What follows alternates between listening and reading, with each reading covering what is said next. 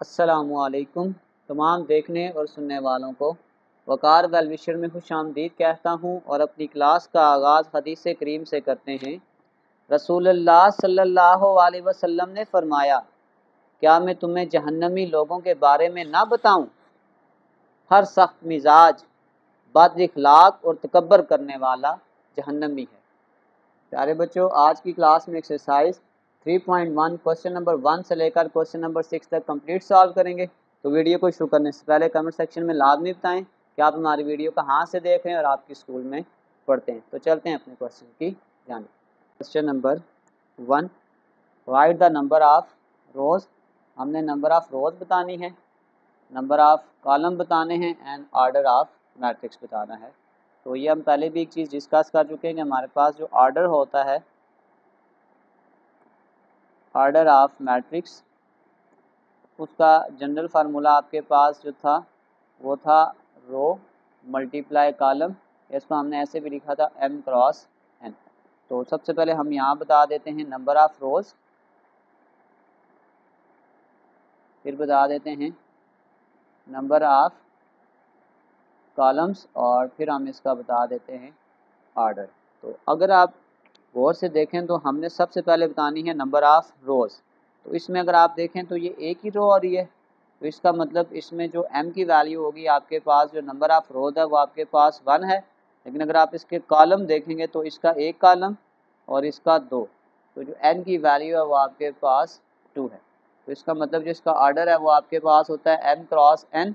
तो इसका जो ऑर्डर आ जाएगा वो आपके पास आ जाएगा 1 क्रॉस 2। ये हमने इसका ऑर्डर निकाल लिया। बिल्कुल सेम कंसेप्ट।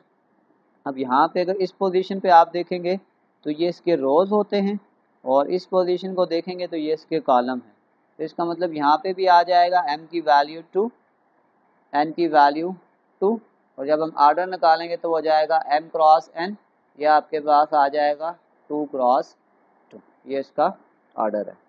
थर्ड, अब इसमें आप ये देख सकते हैं ये 5/6 a की वैल्यू है, तो इसका मतलब है इसमें रो भी एक ही है और कॉलम भी एक ही है। तो ये आपके पास आ जाएगा m is equal to 1, n is equal to 1, और ये आ जाएगा ऑर्डर m क्रॉस n, यानी कि 1 क्रॉस 1। अब अगर आप d को थोड़ा सा सॉल्व कर लें तो ज़्यादा ईजी हो जाएगा। सबसे पहले अगर हम इसको मल्टीप्लाई कर देते हैं, 2 1s आर 2, तो यानी ये आपके पास आ जाएगा 4 + 2 + 5। अगर आप इसको सॉल्व कर लें तो ये आ जाएगा 4 + 2 6, 6 + 5 11। यानी अगर हम इसको सिंपल करें तो आपके पास ये 11 है। तो इसका मतलब इसकी रो भी 1 है और इसकी कॉलम भी 1 है। तो इसका मतलब यहाँ भी हम लिख सकते हैं कि m इज इक्वल टू 1, यानी कि नंबर ऑफ़ रो भी 1 है, नंबर ऑफ़ कॉलम भी 1 है। तो इसका जो ऑर्डर बन जाएगा आपके पास वो आ जाएगा 1 क्रॉस 1। तो हमने इसमें यही चीज़ बतानी थी, नंबर ऑफ़ रोज़ कितनी है, नंबर ऑफ़ कॉलम्स कितनी है, और फिर हमने इसका ऑर्डर बताना था।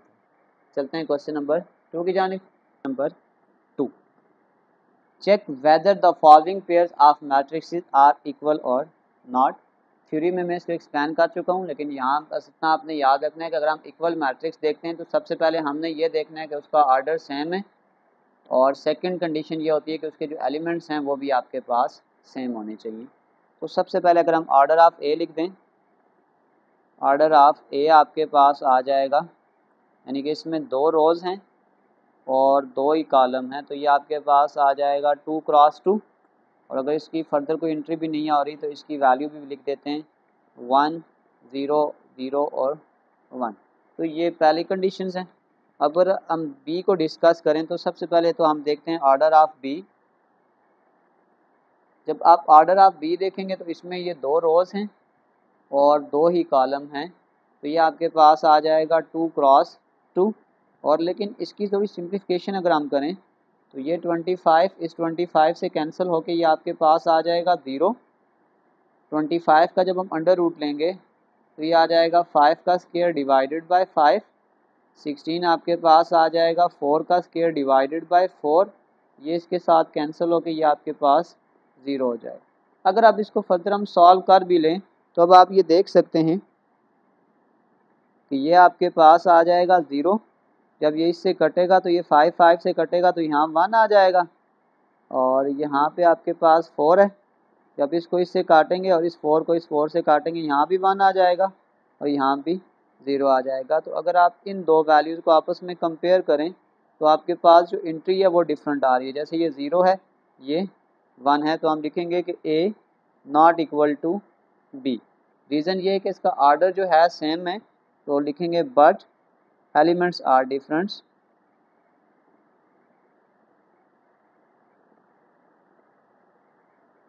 एलिमेंट डिफरेंट होने की वजह से हम कह सकते हैं कि जो A और B हैं आपस में इक्वल नहीं है। नेक्स्ट पार्ट, इसके सेकंड वैल्यू को देखें तो ये आपके पास जो A है वो आ जाएगा 1, 2 और 3, और जो सेकंड वैल्यू है तो ये तो प्लस हो जाएगा 1 + 2 3, 3 + 3 6। तो ये यहीं आप देख सकते हैं कि जो इसका आर्डर है वो आपके पास 1 क्रॉस 3 है और जो इसका आर्डर है वो आपके पास 1 क्रॉस 1 है। तो फिर हम ये कह सकते हैं कि A not equal to B because order is different. तो जब ऑर्डर डिफरेंट होगा तो फिर एलिमेंट तो ऑलरेडी डिफरेंट होंगे क्योंकि ऑर्डर मैच ही नहीं करेगा। चलते हैं इसके सी पार्ट की जानिब। पास अब ये जो सी है ये भी सेम यही है क्योंकि ये आपके पास इसका भी ऑर्डर मैच नहीं कर रहा। तो अगर आप इसके ऑर्डर को देखेंगे तो ये तो ए की वैल्यू यानी इसका ऑर्डर आ जाएगा 1 क्रॉस 1 और इसका ऑर्डर आपके पास आ जाएगा 2 क्रॉस 1। तो इसका भी सेम यही रीज़न हो जाएगा कि ए नॉट इक्वल टू बी क्योंकि इनका ऑर्डर सेम नहीं है। अगर ऑर्डर सेम नहीं है तो हम फिर सेकंड कंडीशन को चेक नहीं करेंगे। चलते हैं इसके पार्ट डी की जानिब। Part number D. Part number D, सबसे पहले मैं ए को सिंप्लीफाई कर लेता हूँ। तो 1 + 0 1, 0 + 0 0, 0 मल्टीप्लाई बाई 0 0 और 1 में से 0 निकालेंगे तो 0 सॉरी 1 आ जाएगा। तो इसका मतलब हम कह सकते हैं कि ऑर्डर ऑफ ए वो आपके पास आ जाएगा 2 क्रॉस 2 और इसकी फर्दर सिंप्लीफिकेशन भी नहीं हो रही। इसी तरीके कार से अगर मैं यहाँ पे बी को भी सॉल्व कर लूँ तो बी आप ये देख सकते हैं कि आपके पास आ जाएगा 5 5 जार 25 डिवाइडेड बाई 25, 15 में 2 को ऐड करेंगे आ जाएगा 17 - 17, 3 0 जार 0 डिवाइडेड बाय 7 और इसको कैंसिल करेंगे तो ये 1 हो जाएगा। तो जब इसको मैं अगले स्टेप में सॉल्व करूँगा तो ये कैंसिल होकर यहाँ पे आ जाएगा 1, ये आ जाएगा 0, इसको कैंसिल करेंगे आ जाएगा 0 और ये आपके पास आ जाएगा 1। अब इसको अगर आप ऑर्डर की फॉर्म में लिखेंगे तो ऑर्डर ऑफ बी आप देख सकते हैं, ऑर्डर ऑफ बी ये आ जाएगा 2 क्रॉस 2, ऑर्डर भी सेम है और एंट्री भी सेम है। अब हम यहाँ पे लिखेंगे कि A equal to B because order is same and जो एलिमेंट्स हैं उसकी जो एंट्रीज है वो भी आपके पास सेम है। एलिमेंट्स इज़ आल्सो सेम कि ये रीज़न है कि हमने कहा है कि जो आपके पास ए है वो बी के बराबर है। चलते हैं पार्ट 3 की जानिब। Number 3, Haidar Hasan and Ahmed score 7 points 11 points and 10 points respectively in math quiz. सबसे पहले हम डेटा बनाते हैं।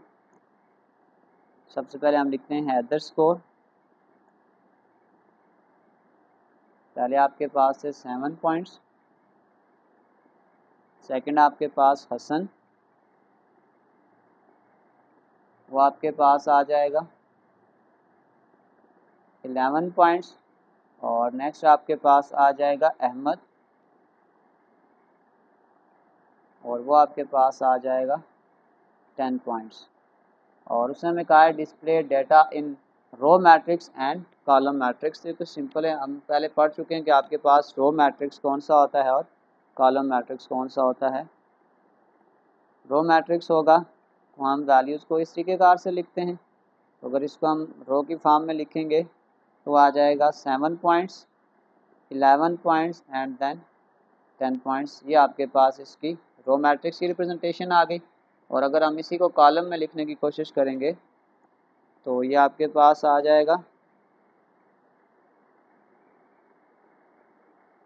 वर्टिकल पोजीशन में हम इसको लिखेंगे ऐसे। तो ये आपके पास फिर आ जाएगा 7 11 एंड 10। ये आपके पास रो और कॉलम की रिप्रेजेंटेशन में।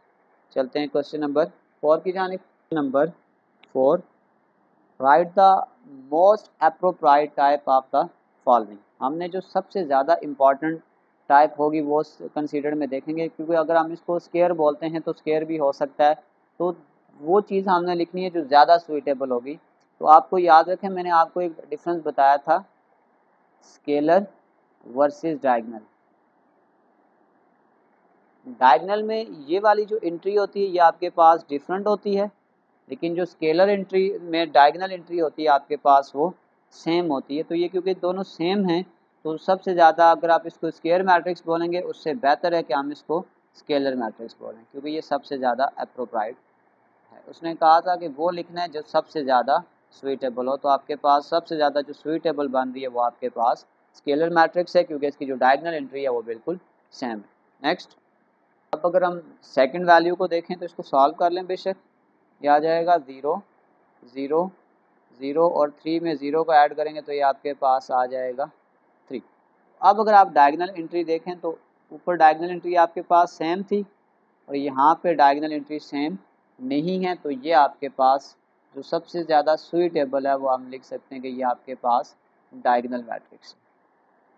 क्योंकि आप इसको भी स्केयर लिखें तो लिख सकते हैं, इसको भी स्केयर लिखें तो लिख सकते हैं, लेकिन स्केयर के अलावा जो स्केयर मैट्रिक्स था उसके अंदर हमने फर्दर कुछ सिंप्लीफिकेशन पढ़ी थी कि डायगनल क्या है, स्केलर क्या है, आइडेंटिटी क्या है। तो हम उस लिहाज से ज़्यादा जो अप्रोप्राइट जो मैट्रिक्स होगा उसकी टाइप लिखनी है, इसलिए ये आपके पास स्केलर मैट्रिक्स है, क्योंकि इसमें डायगनल सेम है और इसमें डायगनल वैल्यू सेम नहीं है, तो ये आपके पास डायगनल मैट्रिक्स आ जाएगा। Next, part number C, simplification. 15 को 3 से मल्टीप्लाई करेंगे 45, 9 को 5 से मल्टीप्लाई करेंगे 45, तो इसको कैंसिल करेंगे तो ये आपके पास आ जाएगा 1, और जहाँ पे आपके पास ये 1 आ जाए तो ये आपके पास यूनिट मैट्रिक्स है। Next, D, part number D की थोड़ी हमें सिंप्लीफिकेशन करनी पड़ेगी। सबसे पहले हम लिखते हैं कि अंडर रूट 625, तो ये आपके पास आ जाएगा 25 डिवाइडेड बाई 25, 17 प्लस 15 ये आ जाएगा 32 माइनस 32, और 18 प्लस 1 19 माइनस 19, और ये आ जाएगा 3, अंडर रूट ऑफ 9 आपके पास आ जाएगा 3। अब अगर इसको हम फर्दर सॉल्व करेंगे तो ये आ जाएगा 1, ये कैंसिल होके 0, ये कैंसिल होके 0, और ये आ जाएगा 1। तो अगर आपके पास डायगनल एंट्री आपके पास 1 हो तो इसको हम आइडेंटिटी मैट्रिक्स कहते हैं।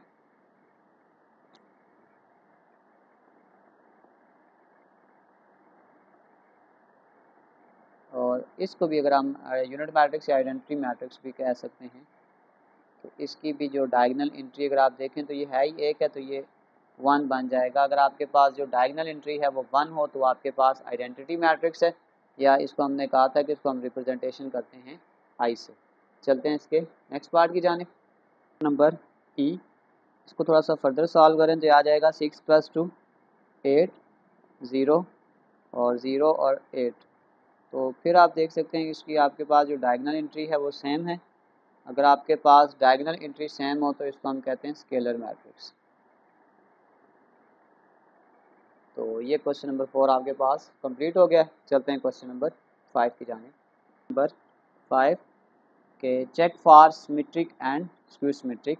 एक्सप्लेनेशन हम थ्योरी में कर चुके हैं। अगर सिमेट्रिक में आपके पास ये होता है कि ए और ए ट्रांसपोज अगर आपके पास सेम हो तो ये सिमेट्रिक होता है, और अगर ए जो है वो ए ट्रांसपोज से माइनस कॉमन करने के बाद सेम हो तो ये स्क्यू सिमेट्रिक होता है। तो सबसे पहले अब आपके पास जो क्वेश्चन होगा इसको हम ए रख लेते हैं, तो ये आ जाएगा ए इक्वल टू 5 2 3 2 9 6 3 6 और 3, इसको हम इक्वेशन 1 का नाम दे देते हैं। फिर अगला काम हमने करना है टेकिंग ट्रांसपोज।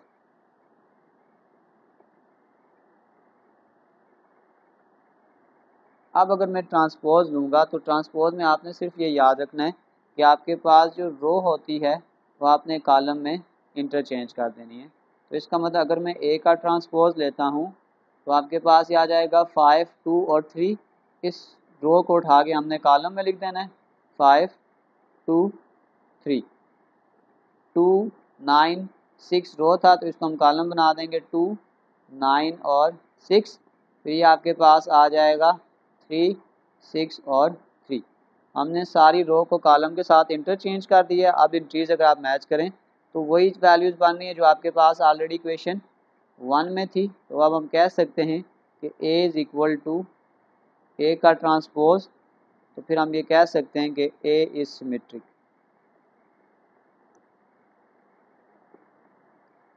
नेक्स्ट चलते हैं पार्ट बी की जानिब।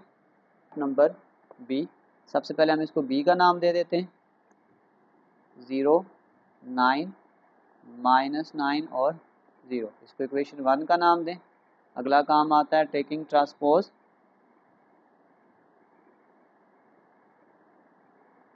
तो जब मैं इसका ट्रांसपोज लूँगा तो ये 0 9 रो में लिखा हुआ है, आपने इसको कॉलम में लिख देना है। और ये -9 और 0 रो में लिखा हुआ है, इसको आपने कॉलम में लिख देना है। अब अगर मैं यहाँ से माइनस कॉमन करने की कोशिश करूँ तो ये आपके पास आ जाएगा 0, ये -9 आपके पास +9 आ जाएगा, ये +9 आपके पास -9 आ जाएगा और ये आपके पास 0 है। तो अगर मैं इस माइनस वाली वैल्यू को देखूं तो ये आपके पास देखिए आ जाएगा 0 +9 -9 और 0। तो अब अगर आप इस वैल्यू को इसके साथ कंपेयर करेंगे, अब ये वैल्यू मैच कर रही है। तो यानी अगर मैं माइनस बी ट्रांसपोज का यानी फाइनल हमारे पास आंसर ये आ गया है। तो अब आप देख सकते हैं कि 1 और 2 तब मैच कर रही है जब हमने माइनस को कॉमन लिया। तो इसका मतलब आपके पास ये बन जाएगा कि b is equal to minus B का ट्रांसपोज। और अगर आपके पास माइनस कॉमन लेने से ये कंडीशन सेम बन रही है, फिर हम ये कह सकते हैं कि b इज स्क्यू सिमेट्रिक।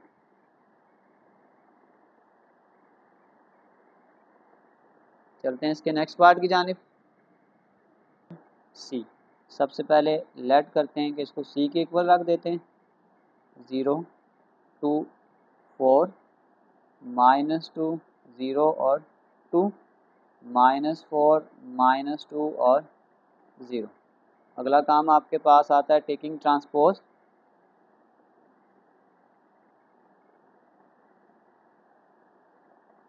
अगर हम इसका ट्रांसपोज लेंगे तो रो कॉलम में चेंज हो जाएगी।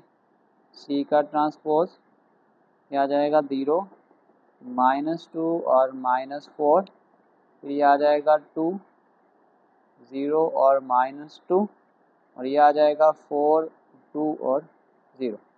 अब अगला काम आपने ये करना है कि यहाँ से माइनस को कॉमन कर लें। ये आ जाएगा 0 -2 है तो ये +2 बन जाएगा और ये आपके पास आ जाएगा -4 है तो +4, +2 है तो -2, 0 -2 है तो +2, +4 है तो -4 -2 और 0। अब अगर आप इस इक्वेशन को इस इक्वेशन के साथ कंपेयर करेंगे तो देखें माइनस कॉमन लेने से वो वैल्यू बन रही है। फिर हम ये कह सकते हैं कि जो C है वो -C ट्रांसपोज के बराबर है। तो आपके पास अगर माइनस कॉमन लेने से वो वैल्यूज़ आपस में बराबर हो रही हों, फिर हम ये कह सकते हैं कि C इज़ स्क्यू सिमेट्रिक। चलते हैं इसके पार्ट डी की जानिब। नंबर डी है तो इसको डी का ही नाम दे देते हैं। 0 -7 7 और 0, टेकिंग ट्रांसपोज। जब हम ट्रांसपोज लेंगे आ जाएगा डी का ट्रांसपोज। 0 -7 यहाँ पे आ जाएगा और ये 7 और 0 यहाँ पे आ जाएगा। अगर हम इसको इक्वेशन 1 की तरह बनाएंगे तो फिर हमें यहाँ पे माइनस को कॉमन लेना पड़ेगा। 0 तो ये +7 है आपके पास, -7 बन जाएगा। ये -7 है तो आपके पास +7 और ये 0। तो इसका मतलब माइनस कॉमन करने के बाद आपके पास ये वैल्यूज़ एक दूसरे के साथ सेम हो रही हैं। तो फिर हम ये कह सकते हैं कि D is equal to minus D का ट्रांसपोज। तो फिर हम ये कह सकते हैं कि डी इज स्क्यू सिमेट्रिक।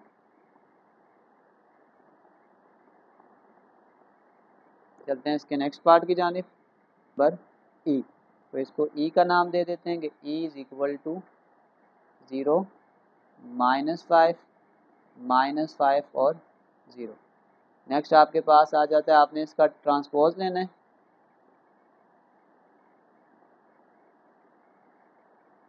इस इक्वेशन को 1 का नाम दे दें। तो अगर मैं ई का ट्रांसपोज भी लूँगा तो वैल्यू यही आ जाएगी, क्योंकि 0 -5 ऑलरेडी वही लिखा हुआ है। ये आ जाएगा -5 और 0। इसको आप इक्वेशन नंबर 2 का नाम दें। फिर हम ये कह सकते हैं कि E इज़ इक्वल टू ई का ट्रांसपोज लेने से भी कोई फ़र्क नहीं पड़ा। फिर हम ये कह सकते हैं कि E इज़ सिमेट्रिक। चलते हैं इसके लास्ट क्वेश्चन की जानिब। Question number, right a symmetric and skew symmetric matrix of order 3। तो सबसे पहले हम ये करते हैं, लेट करते हैं फॉर सिमेट्रिक के लिए कि A इज़ इक्वल टू 1, 1 और -1। फिर आपके पास आ जाएगा 1, 2 और 0, और फिर आपके पास आ जाएगा 1, 0 और 5। अब हम इसको प्रूव भी करेंगे कि आपके पास ये सिमेट्रिक किस तरीके से है। उसको हम इक्वेशन 1 का नाम देते हैं। तो अगर हम करें टेकिंग ट्रांसपोज, अगर मैं इसका ट्रांसपोज लूँगा तो ये आ जाएगा, ये 1, 1 और 1 यहाँ पे आ जाएगा, 1, 1 और -1, 1, 2 और 0। इसको उठा के यहाँ पे लिख देंगे 1, 2 और 0, और फिर ये आपके पास आ जाएगा 1, 0 और 5। तो अगर आप इसको इक्वेशन नंबर 2 बना दें तो आप देख सकते हैं कि ट्रांसपोज लेने से कोई फ़र्क नहीं पड़ रहा। अगर आपके पास A इज़ इक्वल टू ए का ट्रांसपोज आ जाए तो फिर हम ये कह सकते हैं कि A इज़ सिमेट्रिक। तो फिर जो A की वैल्यू हमने ली थी तो वो आपके पास सिमेट्रिक है। अब एक और मैट्रिक्स हमने लेना है जो स्क्यू सिमेट्रिक हो, ऑर्डर 3 का। स्क्यू सिमेट्रिक के लिए सपोज करते हैं कि हम जो A की वैल्यू ले रहे हैं वो आपके पास आ जाएगा 0, 1 और -2। फिर आपके पास आ जाएगा -1, 0 और 3 आ जाएगा। फिर आपके पास आ जाएगा 2, -3 और 0। ऑर्डर हमने 3 लेना है। अब स्क्यू सिमेट्रिक हम इस तरीके से डिज़ाइन करते हैं कि अगर हम माइनस कॉमन लें तो वो उसके इक्वल आ जाए। तो अब आपके पास हम अगर A का ट्रांसपोज ले लें तो ट्रांसपोज लेने से आपके पास ये होगा कि ये सारी वैल्यू इस तरीके से आ जाएंगी, 0, 1 और -2, -1, 0 और 3, ये आ जाएगा 2, -3 और 0। ये आपके पास 1 है। और अगर मैं यहाँ से अब इस वैल्यू को जब मैं इसके साथ कंपेयर करूँगा तो माइनस कॉमन करने से ये वाली वैल्यू मेरे पास ऊपर उसके इक्वल आ जाएगी। जैसे ये -1 है तो +1 आ जाएगा, +2 है तो -2, +1 है तो -1, 0, -3 है तो +3, -2 है तो +2, 3 है तो -3, और ये आ जाएगा 0। तो ये आपके पास आ जाएगा 2। अगर आप इक्वेशन 1 को 2 के साथ कंपेयर करेंगे तो अगर आपके पास A transpose equal to -A आ जाए, माइनस कॉमन करने से ये वाली वैल्यू आपस में मैच हो रही हैं, तो इस सिनेरियो में आपके पास जो फिर A होगा वो आपके पास स्क्यू सिमेट्रिक होगा।